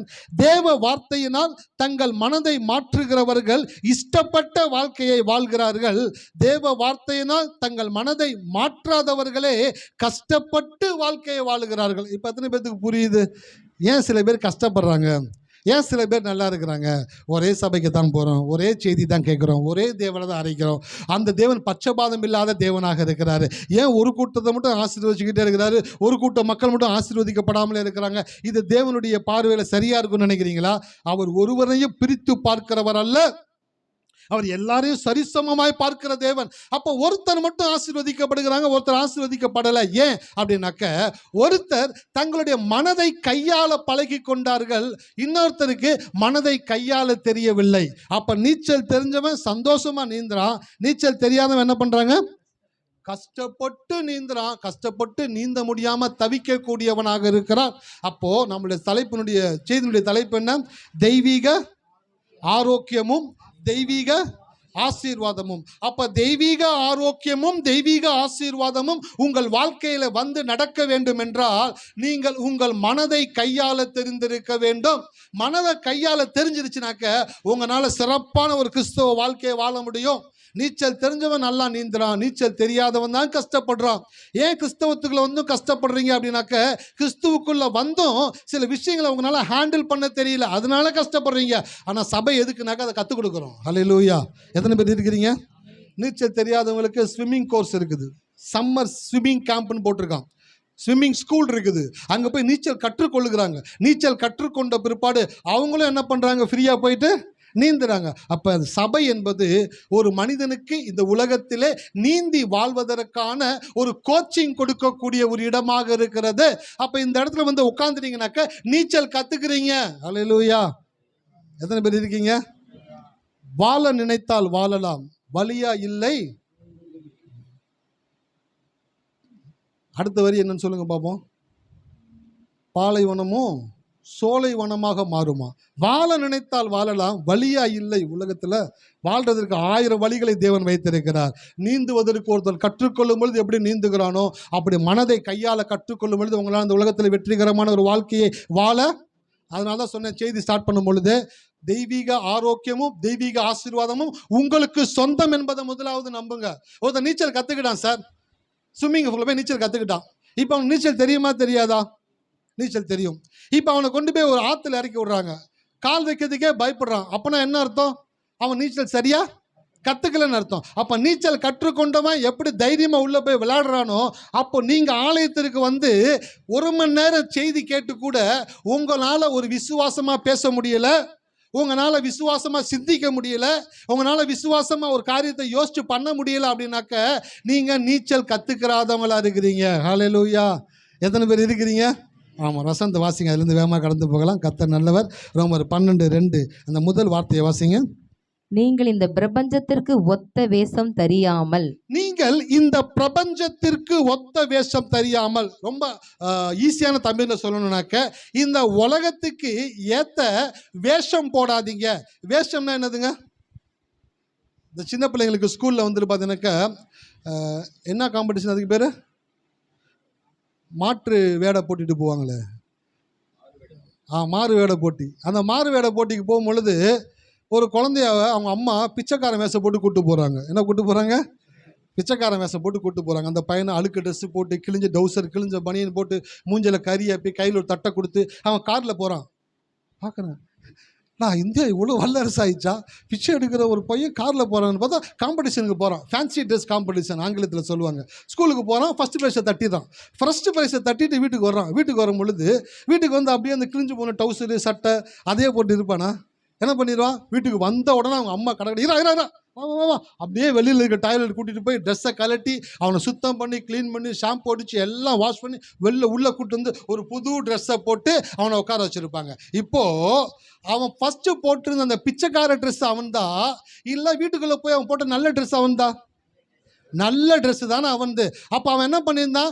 வேஷம் போட்டுட்டு போனான் ஒரு போட்டியில் பரிசு வாங்குறதுக்காக. அப்போ பைபிள் சொல்லுது, இந்த உலகத்துக்கு ஒத்த வேஷம் போடாதீங்க அப்படின்னாக்க, இந்த உலகத்துக்கு ஆமா சாமி போடக்கூடாது. என்ன போடக்கூடாது? உலகத்துக்கு ஆமா சாமி போடக்கூடாது.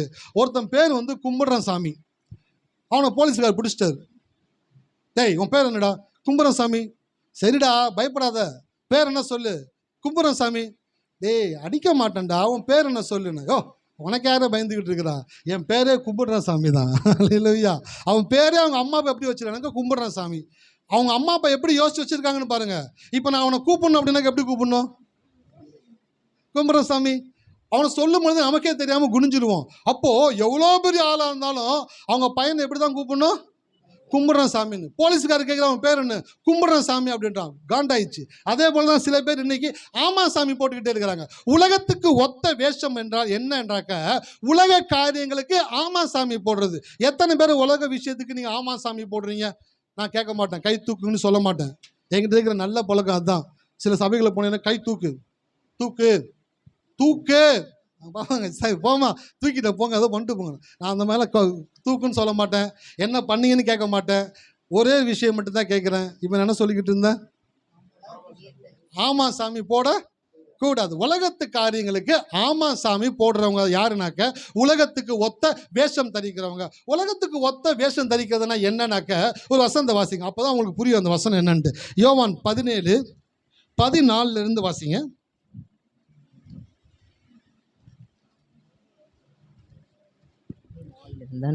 யோவான் 17. நான் உம்முடைய வார்த்தையை அவர்களுக்கு கொடுத்தேன். இயேசு சொல்றாரு, நான் உம்முடைய வார்த்தையை அவர்களுக்கு கொடுத்தேன். நான் உலகத்தான் அல்லாதது போல அவர்களும் உலகத்தார் அல்ல. ஆதலால் உலகம் அவர்களை பகைத்தது. அதனாலதான் உலகம் அவங்களுக்கு அகைன்ஸ்டா இருக்குன்னு சொல்லிட்டாரு. அடுத்து இங்க பாருங்க 16வது வசனம். நான் உலகத்தான் அல்லாதது போல அவர்களும் உலகத்தார் அல்ல.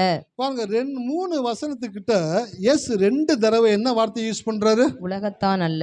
நான் உலகத்தான் அல்லாதது போல அவர்களும் உலகத்தார் அல்ல. யாரு உலகத்தார் அல்லன்னு 14ஆம் வசனத்தை சொல்றாரு. நான் உம்முடைய வார்த்தையை அவர்களுக்கு கொடுத்தேன். ஆமா, யாரெல்லாம் கடவுளுடைய வார்த்தையை பெற்று கொண்டாங்களோ அவங்கெல்லாம் உலகத்தான். ஆமா, இன்னொரு வசனத்தை எடுத்து வாசிங்க. யோவான் 10:35.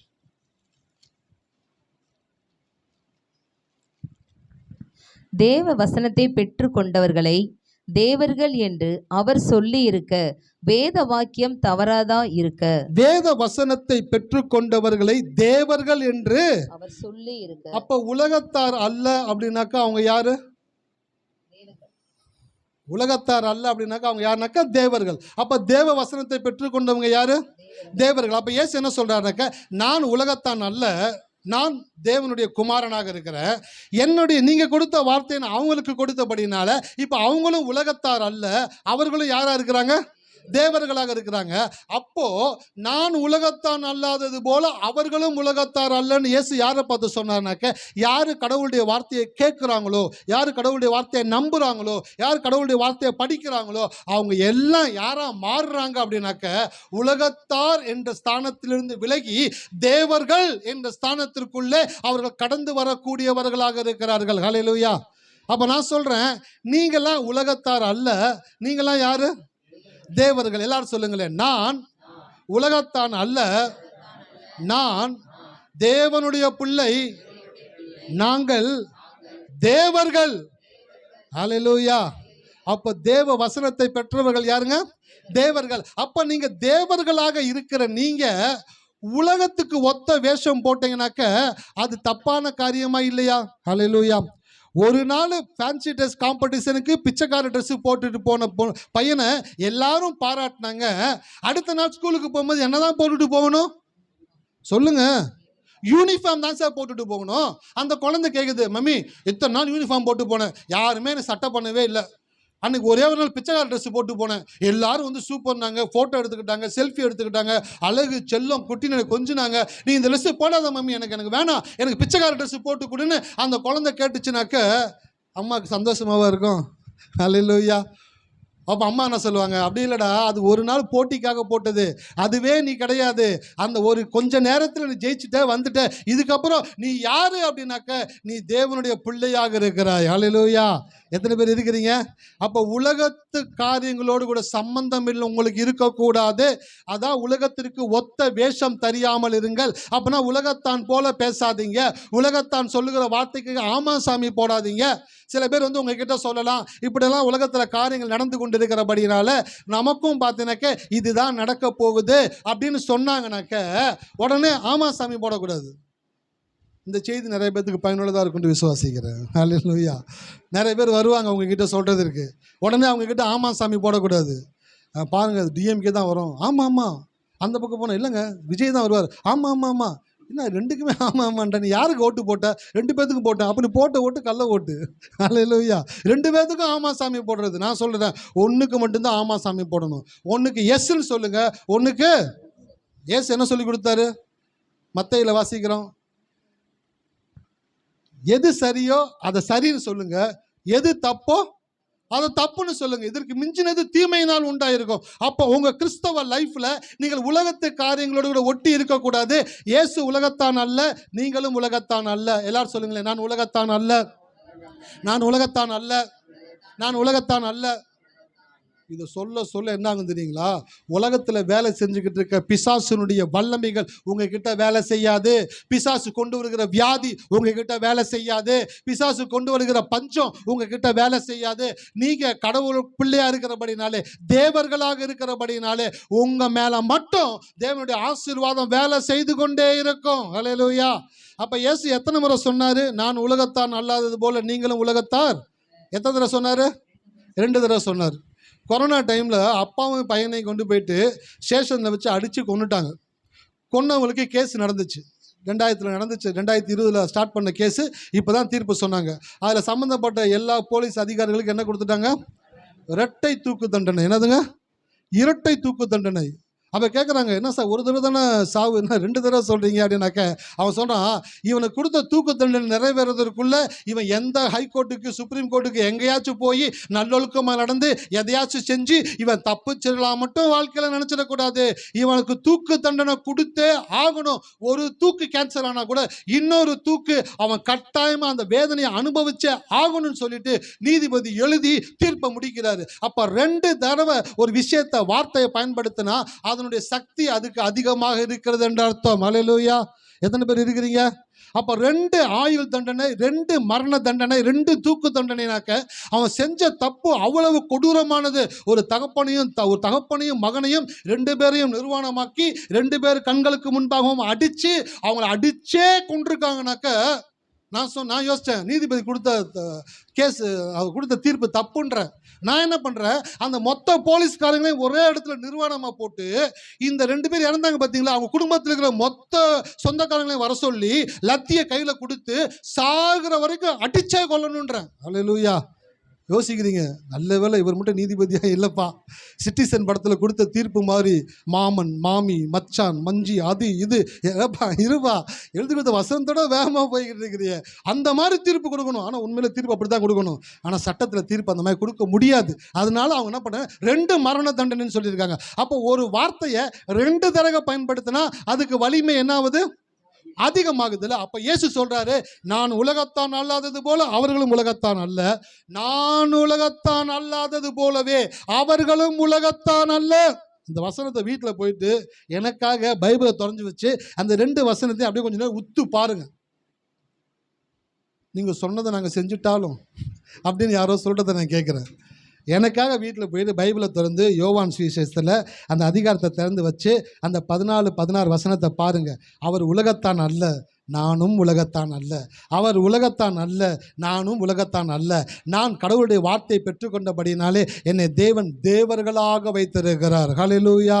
எத்தனை பேர் இருக்கிறீங்க பாருங்க. எப்போ உலகத்தோடு கூட நீங்கள் சம்பந்தம் கலக்குறீங்களோ, எப்போ உலகத்தோடு கூட அதிகமாக பேசுகிறீங்களோ அதனுடைய இன்ஃப்ளூயன்ஸ் உங்களை தாக்கிக்கிட்டே இருக்கும். அதனால தான் கிறிஸ்தவங்க உலகத்து மக்களோடு கூட அதிகமாய் பழகுவது கிடையாது.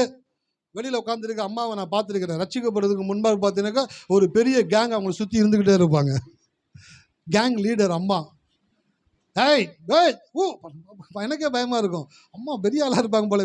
ஒரு கேங்கு எப்போ சுற்றி இருந்துக்கிட்டே இருக்கும். இப்போ பார்த்தாக்கா அந்த கேங்கினுடைய எண்ணிக்கை கம்மியாகிக்கிட்டே இருக்குது. அம்மா கேட்டாக்க நான் பைபிள் வாசிட்டு இருந்தேயா, நான் ஜெபம் பண்ணிக்கிட்டு இருந்தேயா, நான் ஆண்டோடைய பாட்டு கேட்டுட்டு இருந்தேயா.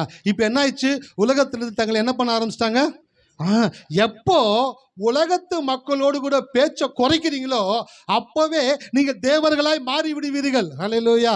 இது சத்தியம். இந்த சத்தியத்தை வீட்டுக்கு எடுத்துட்டு போங்க. இன்னைக்கு உலகத்து நபர்களோடு கூட பேச்சை குறைங்க. அது எவ்வளோ பெரிய திக்கு ஃப்ரெண்டாக இருந்தாலும், எவ்வளோ பெரிய சொந்தக்காரங்களாக இருந்தாலும், உடன் பிறப்பாக இருந்தாலும், உலகத்தார்களாக இருப்பார்கள் என்றால் அவர்களோடு கூட உங்களுடைய பேச்சை குறைக்க ஆரம்பிங்க. எப்போ குறைக்கிறீங்களோ அப்போதான் நீங்கள் தேவனுடைய காரியங்களுக்கு அதிகமான நேரத்தை கொடுப்பீங்க. ஹல்லேலூயா. எத்தனை பேர் இருக்கிறீங்க? அப்போ உலகத்தான் அல்லாதது போல நானும் உலகத்தான் அல்ல. இயேசு உலகத்தான் அல்லனா நானும் உலகத்தான் அல்ல. அப்போ உலகத்தின் காரியங்களுக்கு நான் ஆமா சாமி போடக்கூடாது. உலகம் சொல்லுகிற காரியங்களை நான் கேட்கக்கூடாது. இன்னொருத்தவங்களுக்கு ஒரு வியாதி வந்திருக்கலாம். அந்த வியாதியினால் அவங்க வருத்தப்பட்டு இருக்கலாம். அந்த வருத்தத்தினால் அவங்க மரணத்துக்குள்ள போயிருக்கலாம். அதனால அவங்களுக்கு அது நடந்துச்சுனாக்க நமக்கும் அது நடக்கும்னு நினைக்கிறீங்க பார்த்தீங்களா? அப்பவே நீங்க உலகத்தானா மாறுறீங்கன்னு அர்த்தம். நீங்க என்ன நினைக்கணும் தெரியுங்களா? எது நடந்தாலும் எனக்கு கிறிஸ்து ஜீவனாக இருக்கிறார். ஹல்லேலூயா. கிறிஸ்து எனக்கு ஜீவனாக இருக்கிறார். சார் மனசு மாறினாதான் சார் வாழ்க்கை மாறும். இங்கே வந்து 1 மணி நேரம் செய்தி கேட்கறதுனால வாழ்க்கை மாறாது. சில பேர் நினச்சிக்கிறாங்க ஞாயிற்றுக்கிழமை காலை மாலையும் போனாக்க வாழ்க்கை மாறிடும். மாறாது. எழுதி வச்சுக்கோங்க, மாறாது. எப்போ தெரியுங்க வாழ்க்கை மாறும்? ஒருவேளை ஆராதனைக்கு வந்தால் கூட பரவாயில்ல, அந்த 1 மணி நேரம் கொடுக்கக்கூடிய செய்தியை உள்வாங்கி உங்கள் மனசை புதுசாக்குறீங்க பார்த்தீங்களா? புதுசாக்கத்தான் உங்கள் வாழ்க்கை மாறக்கூடியதாக இருக்கிறது. அப்போ இன்னைக்கு வீட்டுக்கு போகும்போது சொல்லிக்கிட்டே போங்க, இயேசு உலகத்தான் அல்ல, நானும் உலகத்தான் அல்ல. ஆகையினால உலக காரியங்களுக்கு நான் ஆமா சாமி போட மாட்டேன். உலகத்தில் இருக்கக்கூடிய காரியங்கள் என்னை ஒருபோதும் பாதிக்காது. அல்லேலூயா. எத்தனை பேர் இருக்கிறீங்க? ஆமாம். உலகத்தில் இருக்கிற பிள்ளைகளை காட்டிலும் உங்கள் பிள்ளைங்க நல்லா படிப்பாங்க. என்னைக்காச்சும் நம்பி இருக்கீங்களா? ஆனால் நீங்கள் என்ன சொல்கிறீங்கன்னு சொல்கிறேன். அவனை பாரு எப்படி படிக்கிறான் பாரு. நீயும் சேர்ந்துருக்கிறிய. புத்தகத்தை எடுனா கையில் எடுக்கிறது இல்லை, கட்டாயம் எடுக்க மாட்டான். நீங்கள் அவனை 2 கையும் கட்டி போட்டு புத்தகத்தை முன்னாடி வச்சு அவன் கண்ணை திறந்து இப்படி உட்கார வச்சுக்கினா கூட, என் கண்ணு வேணும்னு கேட்டியாமே அப்படின்ற மாதிரி முழிச்சு பார்த்துக்கிட்டே தான் இருப்பான், படிக்க மாட்டான். நான் சொல்கிறேன், உலகத்து காரியங்களை காமிச்சு உங்கள் பிள்ளைங்களை வளர்க்காதீங்க, கடவுளுடைய காரியத்தை காமிச்சு பிள்ளைங்களை வளங்க. ஹல்லேலூயா. அவர் உலகத்தான் அல்லாதது போல நானும் உலகத்தான் அல்ல. அப்போ நான் உலகத்தான் அல்லதுனாக்கா உலகத்தில் இருக்கிற ஆளுங்களை காமிச்சுன்னு பேசக்கூடாது, கடவுளுடைய காரியங்களை காமிச்சு பேசணும். பாரு, சாத்ராக், மேஷாக், ஆபேத்நேகோ, தானியேல் தேவனுடைய ஞானத்தை பெற்று அவர்கள் எவ்வளவு சிறப்பானவர்களாக இருந்தாங்க, 10 மடங்கு சமர்த்தர்களாக இருந்தாங்க. நான் சொல்கிறேன், உலகத்தானை காட்டு உன்னால் 10 மடங்கு சமர்த்தனாய் வாழ முடியும், உன்னால் நல்லா படிக்க முடியும் அப்படின்னு பிள்ளைக்கு மோட்டிவேட் கொடுக்கக்கூடியவங்களா இருங்க. அப்படி கொடுத்தீங்கன்னா தான் உங்கள் பிள்ளைங்க நல்லா படிக்கிற பிள்ளைகளாக மாறுவார்கள். ஹல்லேலூயா. எத்தனை பேர் இருக்கிறீங்க? அப்போ நான் சொல்கிறேன், இந்த இரவு வேளையில் உலகத்திற்கு ஒத்த வேஷம் தரிக்கக்கூடாது. உலகத்துக்கு ஒத்த வேஷம் தரிச்சிங்கன்னா நீங்கள் உலகத்தான்னு அர்த்தம். உலகம் சொல்கிறதை கேட்டு உலகம் சொல்கிற காரியத்தை நம்பி உலகத்து போலவே நீங்கள் வாழ்ந்தீங்கன்னாக்கா நீங்கள் உலகத்தார்கள். அதற்காக தேவன் உங்களை அழைக்கவில்லை, உங்களை தேவர்களாக அழைத்திருக்கிறார். அடுத்த வார்த்தையை வாசிங்க, 2வது வார்த்தை போட்டு பாருங்க. உங்கள் மனம் புதிதாகிறதுனாலே மறுரூபமாகி. மனசு புதுசாச்சுன்னா நீங்கள் என்ன ஆயிடுவீங்க? மறுரூபமாயிடுவீங்க. மறுரூபம்ன்ற வார்த்தைக்கு என்ன அர்த்தம் அப்படின்னாக்க 2 வார்த்தை பயன்படுத்துறாங்க. ஒன்று ரீஃபார்ம், இன்னொன்று டிரான்ஸ்ஃபார்ம் அப்படின்ற வார்த்தை பயன்படுத்துறாங்க. ரீஃபார்ம் அப்படின்ற வார்த்தைக்கு என்னன்னாக்க, முன்பு இருந்த ஒரு பொருள் இப்போ நல்லா இல்லை, அந்த பொருளை மறுபடியும் சுத்தம் பண்ணி அந்த பொருள் எப்படி இருந்துச்சோ அந்த இடத்துல கொண்டு போய் வச்சா ரீஃபார்ம். டிரான்ஸ்ஃபார்ம்ன்ற வார்த்தைக்கு என்னன்னாக்க, ஒரு பொருள் இருக்கு, ஆனால் அந்த பொருளை இதுக்கு முன்னாடி இந்த உலகத்தில் எந்த பொருளுமே இல்லாத விதத்தில் அதை புதுசாக மாத்துறீங்க பார்த்தீங்களா, அதுக்கு பேர் தான் டிரான்ஸ்ஃபார்ம். ஹல்லேலூயா. எத்தனை பேர் இருக்கிறீங்க? உங்கள் மனம் புதிதாகிறதுனால மறுரூபமாகுங்கள் அப்படின்னாக்க, இந்த இடத்துல உட்கார்ந்துருக்கிற ஒவ்வொரு வரையும் தேவன் புது சிருஷ்டிகளாய் மாற்றி இருக்கிறார். எத்தனை பேர் விசுவாசிக்கிறீங்க? நீங்க எல்லாம் புது சிருஷ்டின்னு நான் சொல்றேன். புது சிருஷ்டி அப்படின்னாக்கா உங்களை போல இன்னொன்று கிடையாது. அப்போ உங்களை போல இன்னொன்று கிடையாதுனாக்கா உங்களுக்கு தேவன் பெரிய காரியங்களை வைத்திருக்கிறார், உங்களுக்கென்று பெரிய திட்டங்களை வைத்திருக்கிறார். உங்க ஆயுசு நாட்கள் அல்பாயுசுல முடியாது. ஹல்லேலூயா. எத்தனை பேர் இருக்கிறீங்க? ஆமாம், அல்பாயுசில் உங்கள் வாழ்க்கை முடியாது. நீங்கள் நீடித்த நாட்களாக வாழ்ந்துருப்பீங்க. ஆண்டவர் உங்களுக்கு தீர்க்காயுசை கொடுப்பாரு. நீங்கள் ரொம்ப வருஷம் இந்த பூமியில் வாழ்ந்துருப்பீங்க. உங்களுடைய செட்டுங்க ஒவ்வொன்றா கலண்டு அப்படியே போனால் கூட சரி, நீங்கள் மட்டும் நிலச்சிருப்பீங்க. ஹல்லேலூயா. ஆனால் இந்த உலகம் சொல்ல ஆரம்பிச்சிச்சு, 40 ஆயிடுச்சு, 45 ஆயிடுச்சு, 50 ஆயிடுச்சு, 55 ஆயிடுச்சு, எப்போ என்னன்னு தெரியாது. வாழ்க்கை நிரந்தரமற்ற ஒரு வாழ்க்கையை வாழ்ந்துக்கிட்டு இருக்கிறோம். எப்போ என்ன நடக்குன்னே தெரியாது. இதெல்லாம் பேசுகிறதுக்கு நல்லா இருக்கும், கேட்குறதுக்கும் நல்லா இருக்கும். ஆனால் அதை பேச கேட்க உங்கள் வாழ்க்கை நல்லா இல்லாமல் போயிடும். நீங்கள் சொல்லணும், கர்த்தர் எனக்கு ஜீவனும் தீர்க்காயுசுமாக இருக்கிறார். ஹல்லேலூயா. எத்தனை பேர் இருக்கீங்க? எல்லாரும் சொல்லுங்களேன், கர்த்தர் எனக்கு ஜீவனும் தீர்க்காயுசுமாய் இருக்கிறார். ஆகையால் இந்த உலகத்திலே நீடித்த நாட்களாய் நான் வாழ்ந்திருந்து தேவனுக்கு சாட்சியாயிருப்பேன். ஆமென். ஹல்லேலூயா. அப்போ உங்கள் மனம் புதிதாகிறதுனால, அப்போ மனசு புதுசாச்சுனாக்க உங்களுக்குள்ள ஒரு புதிய ஒரு வாழ்க்கை வர ஆரம்பிச்சிடும். நீங்கள் புதுசாக மாற ஆரம்பிச்சிடுங்க. மனசை புதுசாக்குறதுனா எப்படி? ஒரு விஷயத்தை எழுதிட்டு வந்திருக்கிறேன். ஒவ்வொரு கணமும் மறுரூப வாழ்க்கையை வாழ ஒவ்வொரு நொடியும் தேவ வார்த்தையினால் உங்கள் மனதை புதுப்பியுங்கள். அல்லது ஒவ்வொரு நொடியும் மாறிக்கொண்டே இருக்கும் மனதை ஒரு நொடி கூட மாறாமல் தேவ வார்த்தையின் மேல் நிலைத்திருக்க செய்யுங்கள். உங்கள் மனசு ஒவ்வொரு நொடியும் மாறுதாம். எத்தனை பேருடைய மனசு ஒவ்வொரு நொடியும் மாறுது? ஹல்லேலூயா. எத்தனை பேர் இருக்கிறீங்க? ஒவ்வொரு நொடியும் மனசு மாறுதா? எப்படி சார் சொல்கிறீங்க? ஆமாம், ஒவ்வொரு நொடியும் உங்கள் மனசு மாறிக்கிட்டே தான் இருக்கும். உன்னை பார்ப்பீங்க, பார்க்கும்போது மனசு மாறும். அடுத்து ஒன்று கேட்பீங்க, கேட்கும் பொழுது மனசு மாறும். அடுத்து ஒன்று சிந்திப்பீங்க, சிந்திக்கும் போது மனசு மாறும். அடுத்து ஒன்று யோசிப்பீங்க, யோசிக்கும் போது மனசு மாறும். உங்கள் மனசு மாறிக்கிட்டே இருக்கக்கூடியதுதான் மனசனுடைய தன்மையாக இருக்கிறது. ஆனால் ஒவ்வொரு நொடியும் மாறிக்கொண்டே இருக்கும் மனதை ஒரு நொடி கூட மாறாமல் தேவ வார்த்தையின் மேல் நிலைத்திருக்க செய்கிறது தான் மறுரூபமாவது. ஹல்லேலூயா. நான் சொல்கிறேன், இந்த மாலை வேளையில் உங்கள் லைஃப்பில் உங்களை சுற்றி நிறைய காரியங்கள் நடக்கலாம். அந்த நிறைய காரியங்களை பார்த்து பார்த்து உங்கள் மனசை மாற்றாதீங்க. உங்கள் மனசு மாறிக்கிட்டே இருந்துச்சுனாக்கா நீங்கள் மறுரூபமாக மாட்டீங்க. எப்போ மறுரூபம் ஆவீங்கனாக்கா உங்கள் மனசு நிலையான ஒன்றின் மேல் நிலைத்திருக்க வேண்டும். ஹல்லேலூயா. ஈவினிங் வரும்போது ஒரு ஸ்டேட்டஸ் போட்டேன். என்ன ஸ்டேட்டஸ் நிறைய படிக்கிறேன்.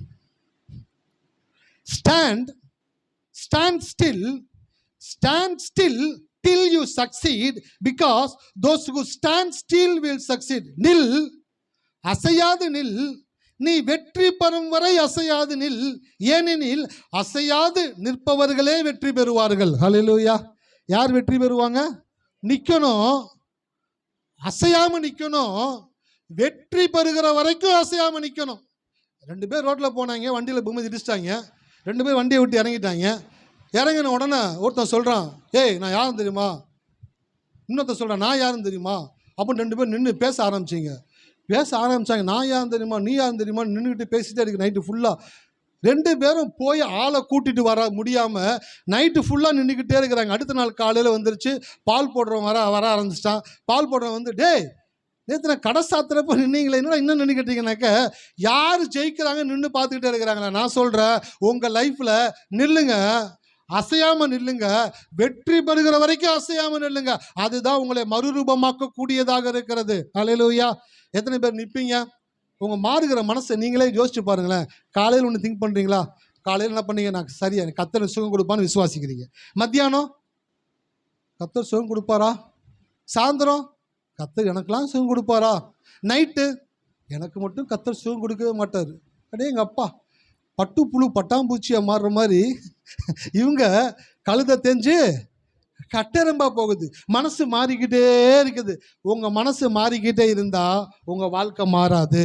உங்கள் மனசு எப்போ மாறாமல் ஒரே இடத்துல நிற்குதோ, கர்த்தர் எனக்கு பரிகாரியாக இருக்கிறார், அவர் என்னை சுகமாக்குகிற தேவன் என்று சொல்லி அந்த வார்த்தையில் நிற்கிறீங்க பார்த்தீங்களா? நிற்கும் பொழுதுதான் உங்கள் மனசை நீங்கள் கண்ட்ரோல் பண்ணுறீங்க. ஹல்லேலூயா. எத்தனை பேர் இருக்கிறீங்க? உங்கள் மனசை நீங்கள் கண்ட்ரோல் பண்ண ஆரம்பிச்சிட்டிங்கனாக்க உங்கள் நல் வாழ்க்கை ஆரம்பமாகக்கூடியதாக இருக்குது. அதனால் மனசை வேவராக விடாதீங்க. அதுதான் கோயிலுக்கு வர்றீங்க. கோயிலுங்க வந்து என்ன கற்றுக் கொடுக்குறோம்? இந்த பாட்டு எப்படி பாடுறது, இந்த வசனத்தை எப்படி தியானிக்கிறது, அதெல்லாம் கற்றுக் கொடுக்குறது கிடையாது. இங்கே என்ன கற்றுக் கொடுக்குறோன்னாக்க நீங்கள் எப்படி நிற்கணும், நீங்கள் எப்படி உறுதியாக நிற்கணும், நீங்கள் எப்படி அசையாமல் நிற்கணும், நீங்கள் எப்படி தேவ வார்த்தையின் மேலே நிற்கணுன்றதை கற்றுக் கொடுத்து கொண்டு இருக்கிறோம். சில பிள்ளைங்க பரீட்சை எழுதியிருக்கிறாங்க. பரீட்சை எழுதிட்டு வரும்பொழுது ஒரு மைண்ட் செட்டு, எவ்வளோ வரும் மார்க்கு, பாஸ் ஆகுமா? பாஸ் ஆவேன். ரிசல்ட் நெருங்குது. பாஸ் ஆவேன். என்ன இழுக்கிற? நாளைக்கு ரிசல்ட் வரப்போகுது. உபவாசம் போட்டு ஜெபம் பண்ணுறது, சோத்திராண்டவரே. அவங்க அம்மா பார்ப்பாங்க, என்ன இது புது விதமான வினோதமாக இருக்குது, உட்காந்து உருண்டுக்கிட்டு இருக்குது, படுத்துக்கிட்டு. கேட்டால் உபவாசித்து போட்டு ஜெபம் பண்ணிக்கிட்டு இருக்கிறேன். என்ன மனசு மாறிக்கிட்டே இருக்குது. நான் சொல்கிறேன், நீங்கள் மாறுகிறனால ஒன்றை மாற்ற முடியாது.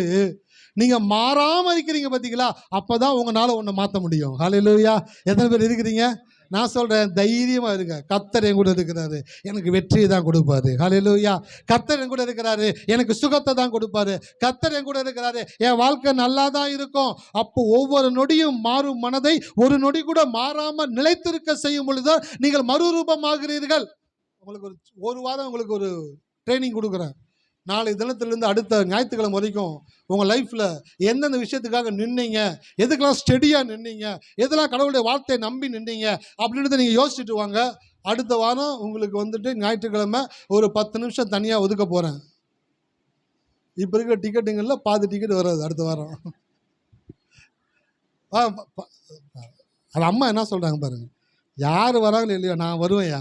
ஒரு வாரம் நான் எப்படி நிற்கிறேன்றதை காட்ட போகிறேன். வந்து சொல்லுங்கம்மா, இந்த இடத்துல நான் நின்னேன் கடவுளுக்காக.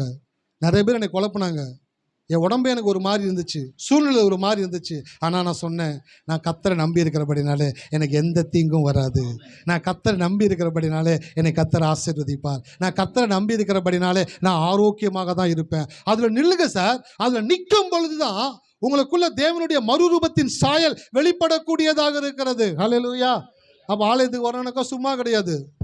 வெளியில் இருக்கிறவங்க யோசிப்பாங்க, காலை மாலையும் வந்துட்டு போகிறாங்க, பாட்டு பாடுறாங்க, போகிறாங்க, என்னதான் நடக்குதுன்னு தெரியலையே. உங்ககிட்ட பேசும்பொழுது தான் தெரியும் நீங்கள் எவ்வளவு மாறி இருக்கீங்கன்னு சொல்லிட்டு. ஹல்லேலூயா. உங்ககிட்ட 10 நிமிஷம் பேசினா கண்டுபிடிச்சிருவாங்க. உள்ள அதான் பண்ணுறாங்களா? ஆமாம், அதான் பண்ணுறோம். என்ன பண்ணுறோம்? கடவுள் ஒரு மனுஷனோடு கூட இருந்தால் அவனுக்கு நல்லது மட்டும்தான் நடக்கும். ஹல்லேலூயா.